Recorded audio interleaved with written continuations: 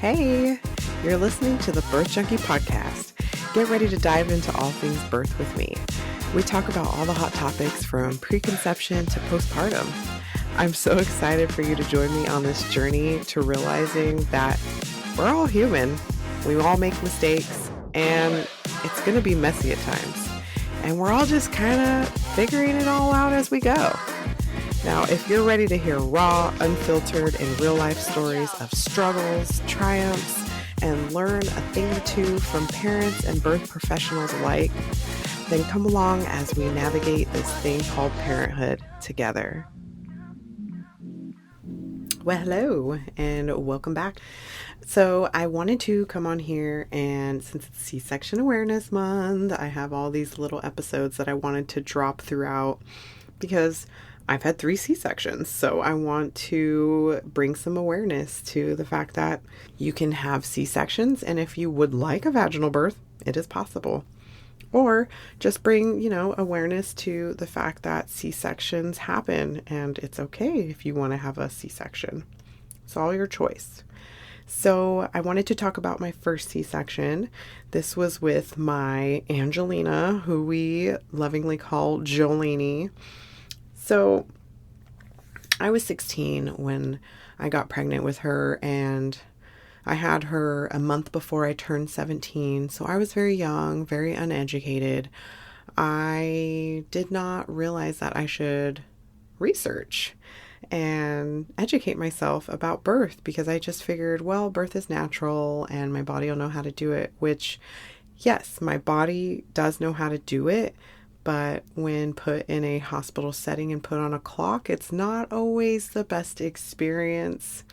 So I'm going to dive into my birth experience with her a little bit. So I had a pretty good pregnancy. I don't remember, and this was almost 18 years ago, so my memory might be a little foggy, but I don't remember it being a bad experience. Let's see. I went into labor after her due date. It was a couple days after, and we had actually gone to San Francisco to celebrate somebody's birthday. And so we had been walking all day long and miles. It had to be miles. We were in San Francisco and, walking up and down those hills and everything. If you're not familiar, San Francisco, California. So, which is like an hour and a half, close to 2-hour drive from us.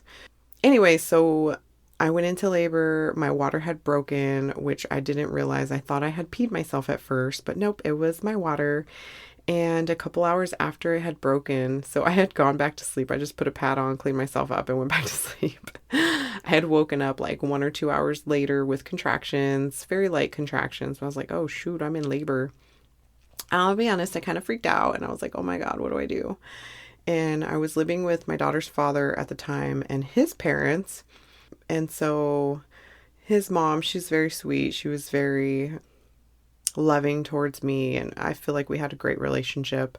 So she had suggested, at least I think it was her that suggested, I take a shower. So I showered, and, I was trying to, relax a little bit, and we actually left fairly quickly after my contractions started to go to the hospital.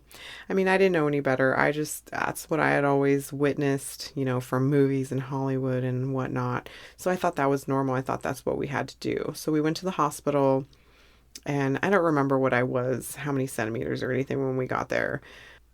It's very foggy. Like, wow, almost 18 years ago. That was a long time ago. But I do, and I was in labor. So, when you're in labor, you're just trying to focus on getting through one contraction at a time. So everything was very foggy, but I do remember that I did get to 4 centimeters, but they said that I was not progressing. Yet, I was encouraged to stay in bed, and because they wanted to monitor my baby and all that, all the things. I was hooked up to everything you could imagine. So I did labor unmedicated the whole time, which I feel like, of course it was difficult because I didn't know how to cope, but I was able to cope through it. I'm sure I was tense, in which if you're tense, then that kind of slows your labor down because your body doesn't feel like it's safe to give birth. So yeah, I labored, and then I remember they said that there was a heart deceleration and that I needed a C-section, quote unquote, emergency C-section. But, baby was fine. She was fine. So, they had set the spinal and, it was very cold, very sterile there. They had put blankets on me because I was freezing, and I'm just laying on this table, and then I hear a baby cry after so long, and they had given her to her father, so he was holding her, and I was just laying there, and I was happy, of course, but I just felt so cold and disconnected, and very sterile. And it was like I could hear the doctors talking amongst themselves, and I remember the doctor was saying something about how she was going to be able to make her dinner that she was hoping to get to. And it was like, oh my gosh, I hate this. This is so impersonal. This is so rude that, like, she's talking about her dinner plans, and now she'll definitely be able to make her dinner plans since, I had my C-section, I had my baby.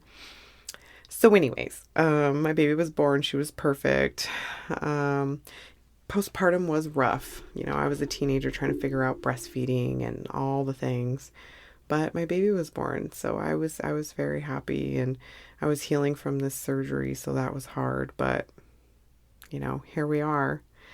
So that was just a little snippet of her birth, and I just wanted to share that. So let me know about your C-section birth. I would love to know how your first C-section or only C-section, how that came about. Thank you for listening, and I will see you very soon. Bye. Oh my gosh, I feel so honored that you took the time out of your busy day to listen to that episode. I really hope that you liked it, or something resonated with you, or you learned something new today. Make sure to hit subscribe so that you don't miss an episode. And if you'd like to connect with me, go ahead and go to the show notes and click the link to connect with me. Thank you so much, and I hope you have a beautiful day. I will see you next week.